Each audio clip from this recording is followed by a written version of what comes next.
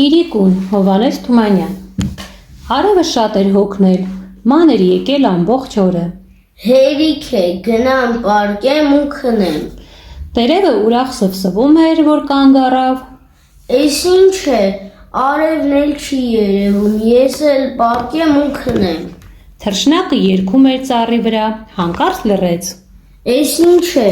ոչ տերևն է սվսվում, ոչ արևն է երևում, ես էլ գնամ ու քնեմ։ Նապաստակը ոստոստում էր թփի տակ, որ ականջը սրեց։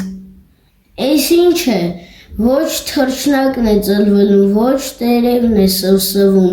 ոչ արևն է երևում, ես էլ գնամ ու քնեմ։ Որսկանը անտառում որս էր որոնում, կանգնեց։ Էս ինչ է, ոչ նապաստակն է վաստալի, ոչ թռչնակն է ծլվելու, ոչ տերևն է սվսվում, ոչ արևն է երևում, ես էլ գնամ ու քնեմ։ Լուսինը ծագեց, ցած նայեց, տեսավ։